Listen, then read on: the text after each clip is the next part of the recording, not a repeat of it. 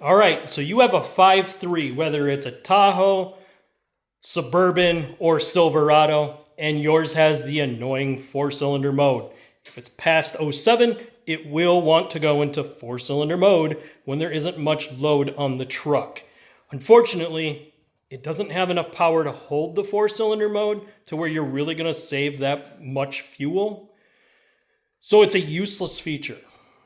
Many people have been tuning and modding this out for a little while now. The issue with tuning and modding is if you have any warranties on the vehicle, it voids the warranties. Once you do a tune on the computer that is held in the computer, they can see it when you take it in. What I'm about to show you is something that will help you to not void warranty, but to turn off this annoying four-cylinder mode that destroys the engine. The reason this is destroying so many of the 5.3 engines right now is the fact that the lifters are collapsing and not reopening when it's coming back out of the four-cylinder mode. This is how we get rid of that. What is this? Okay, when I bought this, I wanted to find something that wouldn't kill my battery and that wouldn't stay on if I parked the truck. Meaning that if I left it sit for a few weeks, I could come back and the battery would still be fully charged without draining the system and turning off the active fuel management along with the DFM setup. I wanted that gone. So I wanted it to not go into four-cylinder mode ever.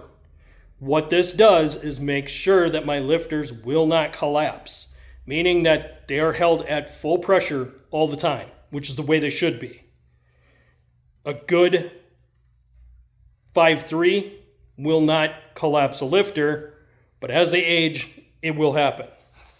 So this is what you want. You can get this on Amazon, guys. I am not sponsored. There's no affiliate links here. If you guys want it, just go into your Amazon account, find this product, and buy it from there. Just know this was the more expensive option because all the other ones that I looked at would not shut off, meaning that they were constantly draining battery. This shuts off. That's why this costs you about $150. But it works. I've already tested it and it's super easy to install, guys. Right down here, you can see that it just plugs into the OBD2 port and there is no programming. You just plug it in. If you do need to take it to the dealership, you just unplug it out of your OBD2 port. Now this one does come with some kind of cool features. There's a light on it to let you know that it's working. So if you want to change the color of the light, you just, once the vehicle started for more than 10 seconds, you just hold that center button and it'll start cycling through colors. You just let off the button when you find the color that you want. Now, on GMs, they have a very weird colored gauge set. It's between a blue and a green, so you will have to hold it and kind of find the right color between the blue and the green that closely matches your lights, unless you're going to do a custom light setup underneath. If I wanted to go through and do all red LEDs underneath like I did up there, I could switch that to a red that would match those lights, but that means me doing a custom dash setup, and that's not going to happen for a little while. I'm not saying it won't ever happen, I'm just saying not right now. That being said, in the next video, guys, I'm going to cover something that if you have a 5.3, you need to be looking for this. If you notice this, it's a really bad thing. It means that your vehicle hasn't had maintenance done to it, and you need to do the maintenance. So that's going to be a big one coming up here. But I did want to cover this cylinder deactivation thing. It really works. The active fuel management on GM has been absolute trash since it came out. Now, some vehicles are good and they go to 100,000, 200,000, sometimes 300,000. Other models don't even make it 80,000 before a lifter collapses. Once that lifter collapses, it's a complete engine teardown. Cam has to come out, and you're basically doing a whole top-end rebuild of your engine. So if you buy one that's lower miles, get this, get it on it as soon as you get the truck. That will give you the best chance to avoid having to tear that engine down.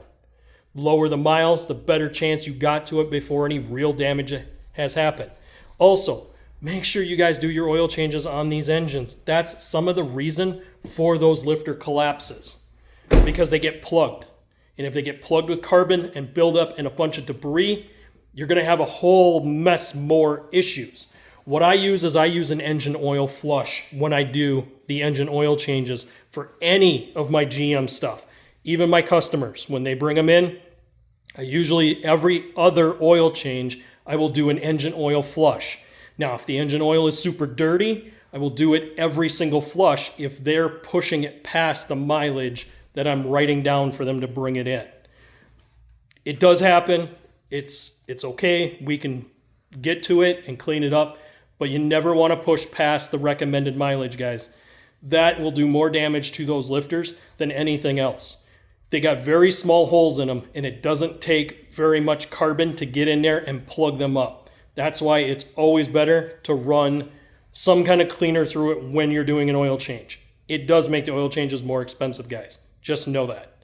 But I just want to tell you guys, this is a really cool product that you guys are going to want to get your hands on if you have one of these 5.3s. Doesn't matter, even if it's in a GMC or a Chevy.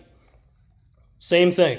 If it's got the 5.3, that LS3 engine, make sure you guys get one of these and get it on your vehicle to shut off that 4-cylinder mode.